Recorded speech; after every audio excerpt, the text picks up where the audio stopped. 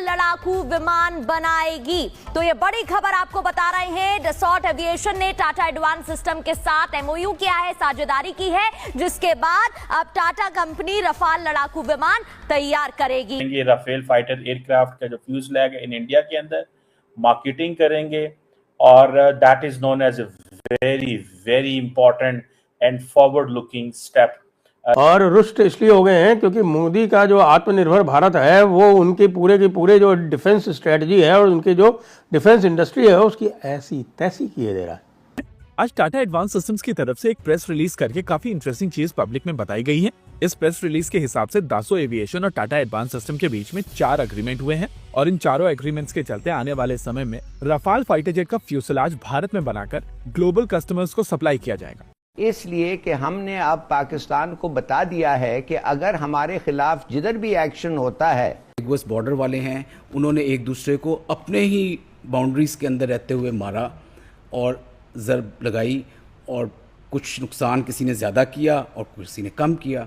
और बहुत सारी टेक्नोलॉजीज़ जिसमें राफेल था, S-400 था, इजराइल के ड्रोन्स थे जो दुनिया के बेहतरीन ड्रोन समझे जाते हैं। ने जो रास्ता इख्तियार किया है यकीनन ये तबाही की तरफ लेकर जाएगा। पहली बार होगा जब राफेल की मेन बॉडी फ्रांस के बाहर बनेगी। Global supply chain.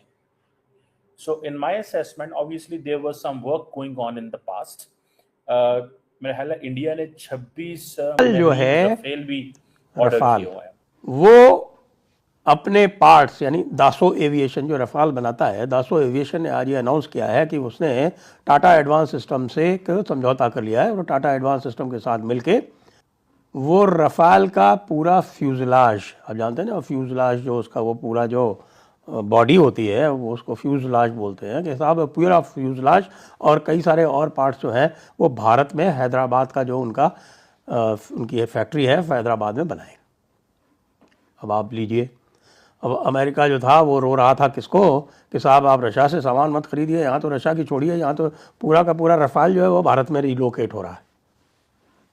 फ्यूजलाज जो है वो किसी भी एयरक्राफ्ट का सबसे बड़ा पार्ट होता है और काफ़ी कॉम्प्लिकेटेड भी होता है। इसी तरह नहीं है, इसीलिए अगर आप देखें जो पाकिस्तान के पढ़े लिखे लोग हैं, पढ़े लिखे मीन जो रेस्पॉन्सिबल लोग हैं, एक सेक्रेटरी फाइनेंस बोसाल साहब और एक स्टेट बैंक का जो रिप्रेजेंटेटिव है जो कि एक्चुअली गैर सियासी लोग हैं, उन्होंने बड़ा कैटेगोरिकली कहा है कि ये चीज पाकिस्तान में इलीगल है, हमारा कोई इस किस्म का इरादा नहीं है। ये स्टेटमेंट है सेक्रेटरी फाइनेंस की जो उन्होंने नेशनल असेंबली की फाइनेंस कमेटी में कल या परसों दी। सही है, ठीक। दीदी साहब ये भी बताइए कि एक ऐसा मुल्क जो कि पहले ही आईएमएफ प्रोग्राम पर चल रहा हो, उसको क्या आईएमएफ क्रिप्टो करेंसी की तरफ जाने की इजाज़त देगी अगर गवर्नमेंट ये फैसला कर लेती है बाकायदा तौर पे कि पाकिस्तान जो है वो क्रिप्टो करेंसी में सरमायाकारी करने वाली कंपनियों को बिजली के इस्तेमाल में रियायत देने का मंसूबा और ये सारी चीज़ें, तो आईएमएफ को एतराज़ होगा इस पर या आईएमएफ वाकई इजाज़त दे देगी पाकिस्तान को? देखिए, आईएमएफ पाकिस्तान को क्रिप्टो करेंसी की इजाजत दे देगा अगर उसमें ये कंडीशन होगी कि आपका इनवर्ड फ्लो होगा, आउटवर्ड फ्लो नहीं होगा। अच्छा, मेरी गुजारिश समझ रही हैं आप जी?